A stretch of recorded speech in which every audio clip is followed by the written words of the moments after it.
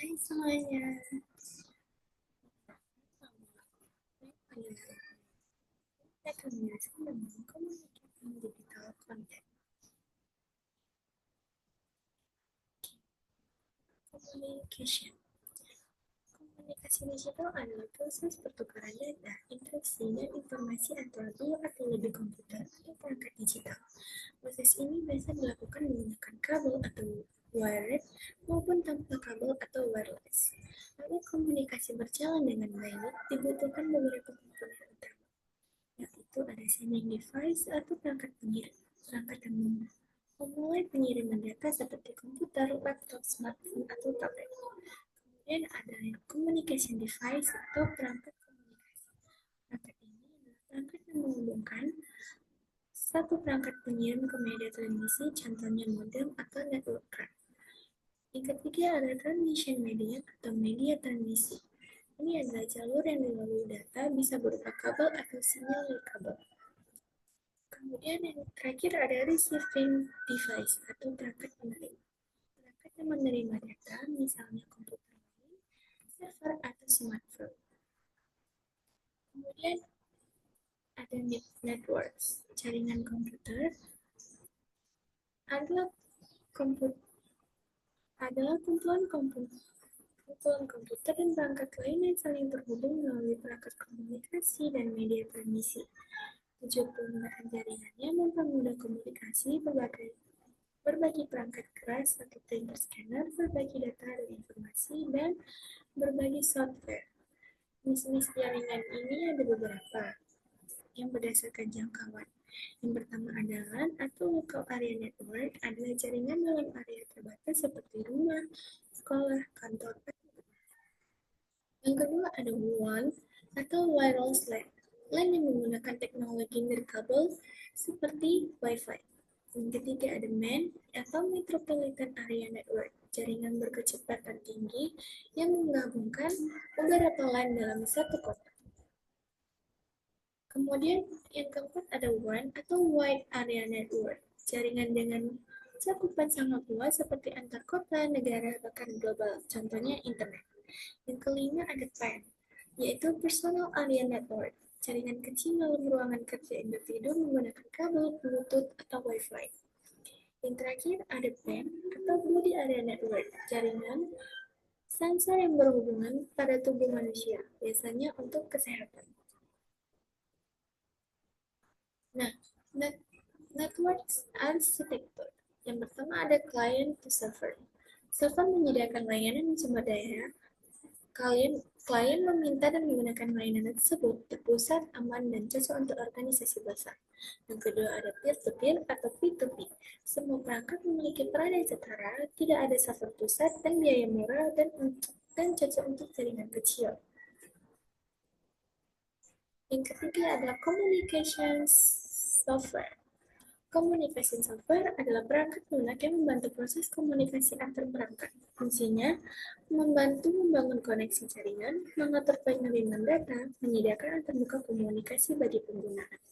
Contohnya seperti email, browser, FTP, video conference, VoP, dan chat dan SMS message. Software ini bekerja bersama standar dan protokol jaringan agar data dikirim dengan benar.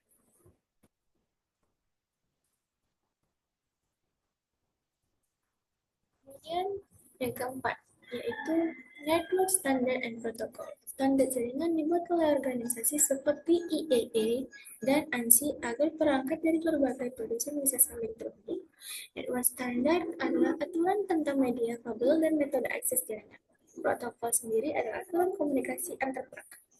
Protokol mengatur format data, pengkodean, dan contoh protokol dan standar adalah Internet, TCP, Wi-Fi, Bluetooth, NFC.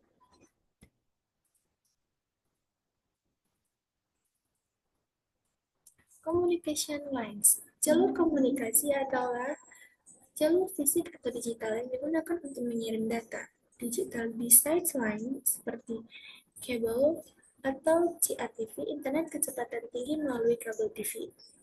DSL menggunakan kabel telepon tembaga, kecepatan downloadnya lebih tinggi. Kemudian ada FTTP, internet berbasis fiber optik.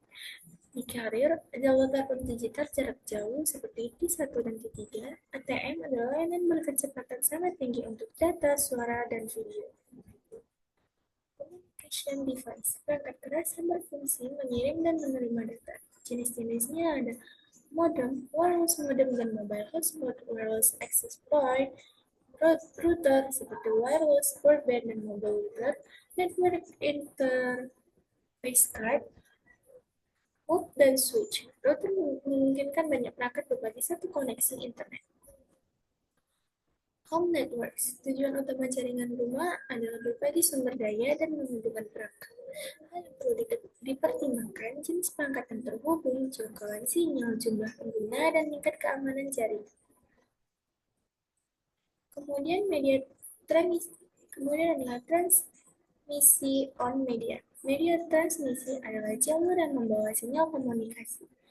Konsep pentingnya ada di bandwidth dan latency. Bandwidth adalah jumlah data yang dapat dikirim, sedangkan latency adalah waktu tempuh data. Jadi, bandwidth tinggi dan latency rendah menghasilkan performa jaringan yang baik. Kemudian ada physical transmission media. Media fisik menggunakan kabel. Yang pertama ada voice per kabel. Dua kabel tembaga dipilih dan mengurangi noise. Yang kedua ada coaxial cable. Digunakan pada jaringan TV kabel dan jarak lebih jauh. Yang ketiga ada fiber optic cable menggunakan cahaya sangat cepat, aman, dan tahan gangguan, dan biaya mahal dan instalasasinya sulit. Kemudian ada wireless transmission media. Media dari kabel menyiar sinyal melalui udara. Yang pertama, infrared atau IR yang jarak dekat, broadcast radio fleksibel dan portable, seluler radio komunikasi mobile, 1G hingga 5G, kemudian microwave membuktikan line of sight. Yang kelima ada communication satelit atau jangkauan luas. Yang terakhir ada GPS. GPS menggunakan satelit untuk menentukan lokasi geografis dan digunakan untuk navigasi sistem, pemetaan, dan pelacakan. Mungkin segitu saja materinya. Jadi, materi komunikasi digital menjelaskan bagaimana komunikasi digital terjadi melalui jaringan komputer dengan memanfaatkan perangkat pengirim dan penerima, perangkat komunikasi, serta media transmisi kabel dan dari kabel. Jaringan memungkinkan perangkat saling terhubung untuk berbagi informasi dan sumber daya dengan berbagai jenis dan arsitektur jaringan yang disesuaikan dengan kebutuhan. Selain itu, standar protokol dan perangkat komunikasi berperan penting dalam menjaga kelancaran, kecepatan, dan keamanan pengiriman data, sehingga teknologi komunikasi dapat digunakan secara efektif dalam kehidupan sehari-hari. Mungkin segitu saja materinya. Jika ada yang kurang, saya minta maaf. Semoga materi ini bermanfaat. Terima kasih.